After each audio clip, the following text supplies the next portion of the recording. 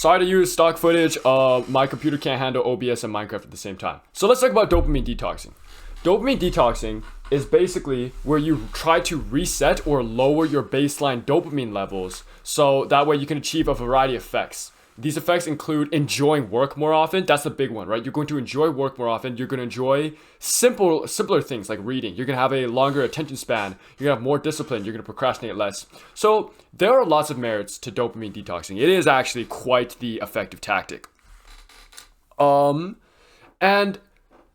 there's two main ways to go about it. So both of these ways include getting, in some form or another, getting rid of bad source of dopamine, negative source of dopamine, and that would be things that are like hyper stimulating, right? So you can probably think of some on your own, like video games, like what, video games, scrolling, junk food, porn, whatever. Just like all of these things that are very hyper stimulating for your brain. It's just getting rid of these things so you can return your baseline dopamine to more normal levels. And obviously, if you reduce your baseline dopamine and like reduce these super dopaminergic activities, that by proxy means that everything else in your life is going to be funner, like relatively. You know what I'm saying? So lots of benefits of doing a dopamine detox. If you if you really want, it's in the name, right? Dopamine is like the pleasure chemical. Detox is like get rid of something. So two main ways to go about it. The first way is the full detox. So this is the way that I see peddled a lot, like on YouTube and shit. It's like what these gurus teach and everything. The full detox is the short but very, very strict reset. So you'd only do this like once a week, once every 2 weeks even. But it's basically where once a week, you basically cut out all sources of dopamine. So no video games, no scrolling, no junk food, no like anything. You cut everything out. And even like, like slightly funner things, right? Like you can't like maybe like go hang out with your friends or something. The whole point is that the whole day you should be a little bored and it should be a little hard for you to like do stuff during the day because you're basically not allowing yourself any sort of entertainment at all. And this method works. I've tried it before, but I don't like it the most. The reason I don't like it the most is because it's a little inconsistent. Like what would happen to me sometimes is I would wake up and it's time to do the full detox, right? But last night I was a piece of shit. And so I went to bed like 3 hours later and I only got like 5 hours sleep. So I woke up like shit. And since I woke up like shit, I don't have enough discipline to start the day. And then it's just like the whole day is like wasted. So I don't like this approach because it's not that consistent. And it's also weird to progressively overload, right? Like the whole goal of this is that eventually you want to make it harder and harder. So instead of just once a week, you eventually want to do twice a week, 3 times a week. It's a little weird to do it. Like, yeah, you could schedule in maybe 2 days a week, 3 days a week as you get better. It is, honestly pretty straightforward. But to be honest, it's not the method I like the most, and I can only speak from my experience. There are a lot of people who it worked for, though, which is why it's super popular.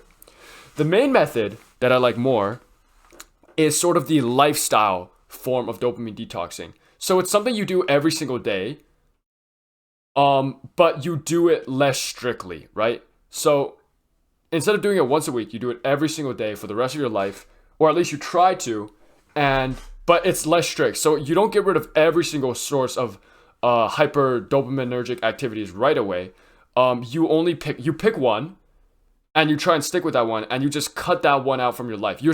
Let's say for me, when I did this, it was video games, right? Because video games was my worst one. I played way too many hours of video games, like 4 or 5 hours of video games a day. It was actually atrocious. Dude, this fucking dude in the Minecraft footage just used fly hacks to fly back up. Did anyone fucking see that? Rewind 5 seconds, bro. This guy, I fucking hate this stuff. Anyways, yeah, what the fuck was I saying? Yeah, but I played so many video games a day, like so many hours. It was crazy. So the first thing I told myself was, okay, I'm just gonna quit video games. I'm still allowed to scroll. I could even replace video games with scrolling and like eating junk food or like other shit, right? And that kind of worked. The main reason it didn't work, though, at least for me, is that video games, I was like way too addicted to video games, right? Like I've been addicted to video games for maybe 5, 6, 7, 8, 9. Like I've been addicted to it like many, many years of my life, like probably a decade actually, which is crazy because I'm pretty young. So I've been playing video games uncontrollably for a long time of my life. And so it was very hard to just get rid of. So I pivoted, right? So instead of just quitting video games, I thought like, okay, well, let's do scrolling, because scrolling is like more of a recent one I picked up, and it's one I haven't been doing that long. And then that kind of worked, right? Obviously, it had its ups and downs. There were days where I still scrolled, but I just tried to block scrolling. You know, I got the scroller app, anti-scroller apps. I made my phone password really long. I researched other methods, and then now I've effectively cut scrolling out of my life. Obviously sometimes force of habit, I scroll like a minute or two, but it's not like before. It's not like before where I'd scroll for like an hour, 2 hours, or 3 hours at a time.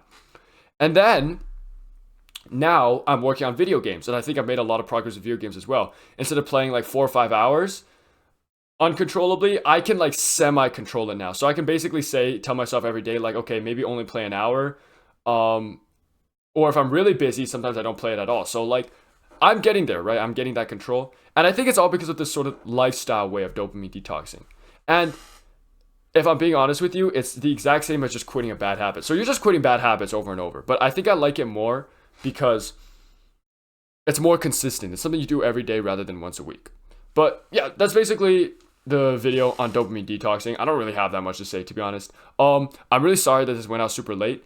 The reason it went out this late is because I did one take first, and it was on the whiteboard. It's actual recording. It was some Minecraft stock footage, and that take got like kind of corrupted. Not really, but just the background was out of focus.